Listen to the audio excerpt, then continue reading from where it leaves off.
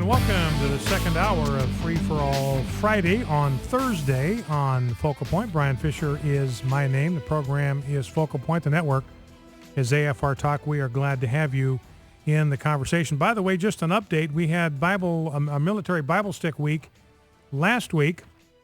Got the numbers in. 2,000 military Bible sticks were funded by the AFR effort. So we thank you for that. There are going to be 2,000. That means 2,000 soldiers, men and women in uniform, are going to have access to an audio version of the New Testament, a military Bible stick, not much bigger than a stick of gum, very mobile, obviously, very portable, very durable, made to military specs. So I want to thank you for your participation in that. 2,000 military Bible sticks have gone out as a result of your generosity, and for that, we thank you. Now, let's grab clip number one, if we can.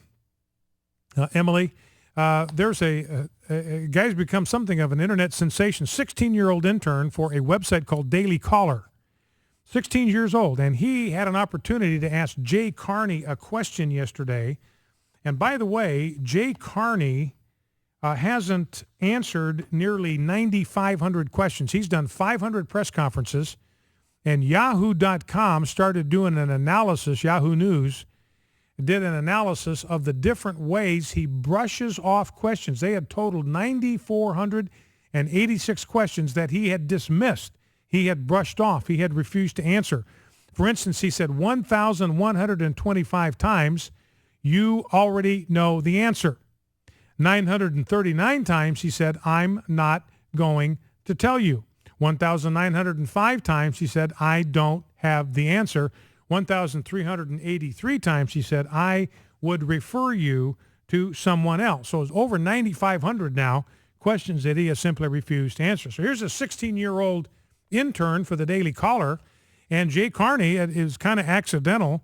He said he was asked to kind of get up from the seat he was sitting in, so he stood up, wound up right in Jay Carney's crosshairs, and so Jay Carney called on him, and here's how the exchange went. Can you tell me since I don't know you, who you are? Gabe Finger with the Daily Caller. Because of the death threats being received by George Zimmerman and his parents, is the president going to take any action for their security, or are they on their own? Well, I think I would refer you to Florida authorities. There you I'm go. not aware of that story. But the president has called for, echoing the statements of Trayvon Martin's family, for calm reflection in the wake of the verdict, and that continues to be his position. He certainly would oppose any violence of any kind. So they're on their own? You can editorialize all you want, and I have no doubt that you will, but that is a ridiculous statement. So Jay Carney, and we played the sound bites from George Zimmerman's parents. He's in hiding for his own safety. His parents don't even know where he's living. His parents are in hiding for their safety because they've gotten so many death threats. They've had no communication with George Zimmerman since the day that the verdict was given. Their own family members, again, for their own safety, do not know where they are living for reasons of safety. And here's Jay Carney. I mean, you talk about callous. You talk about indifferent. And here are the people that fancy themselves the paragons of tolerance and compassion. He could care less what happens to George Zimmerman and his family, and George Zimmerman's parents and their family. Calls it a ridiculous statement to express any kind of concern about their well-being. Now, Rachel Jeantel, this is clip number 2. Rachel Jeantel was the star witness for the prosecution. And it's interesting to me, the more she talks, the worse things look if someone's in a position believing that Trayvon Martin got a raw deal when it comes to justice.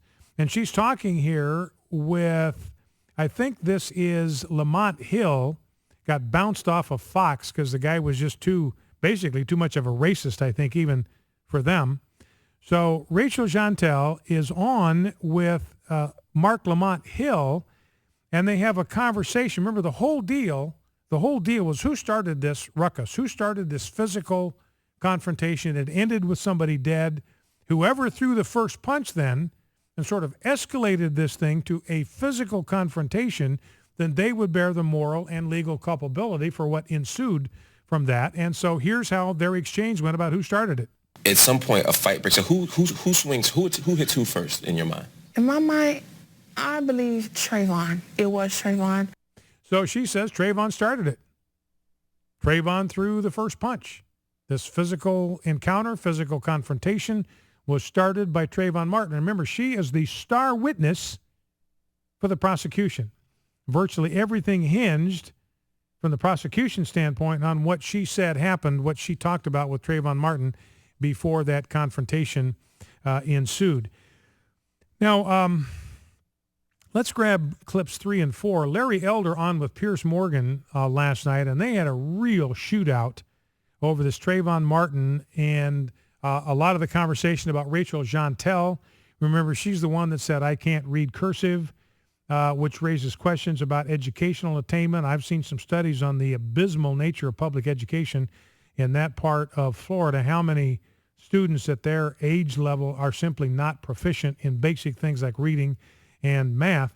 So Larry Elder's on with Piers Morgan, and Larry Elder says, look, here is the major problem. Racism is not a major problem. We just do not have institutional racism in America. If anything, there's an advantage to being a minority. You have certain breaks and programs and quotas and affirmative action plans that are not available to people in the general population. So racism, he says, is really not a problem in American society, but in the black community, something else is a problem. Let's listen.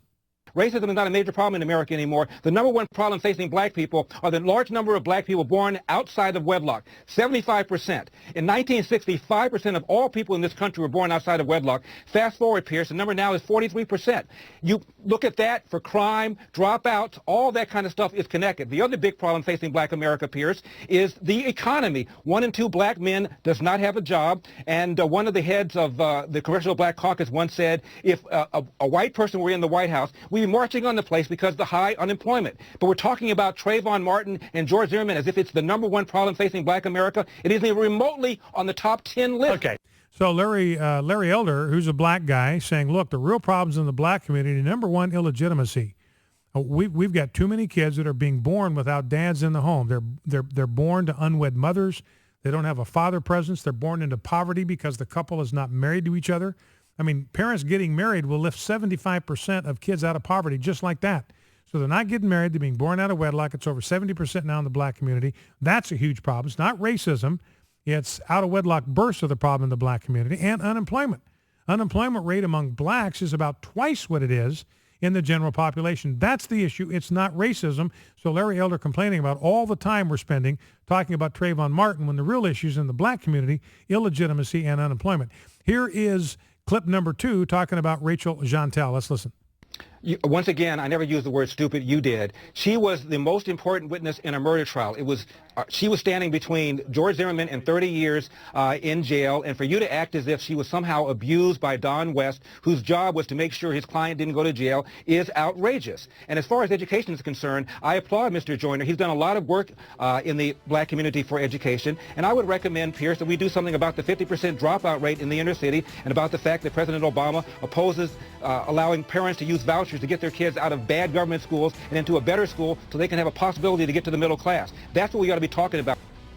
So Larry Elder saying, look, Tom Joyner is a guy that offered Rachel Jeantel a full ride scholarship to the college of her choice. But he says, look, the problem when it comes to education, let's not talk about Rachel Jeantel. Let's talk about Barack Obama. Because there was a voucher program that provided an opportunity for poor students, minority students in Washington, D.C., have a voucher so they could go to the same kind of schools that congressmen, the same kind of schools that Barack Obama's kids go to. And he said no. He's worked to defeat that thing every step of the way. He does not want minority kids, black kids, to have the same options that his own children do. Back in 2.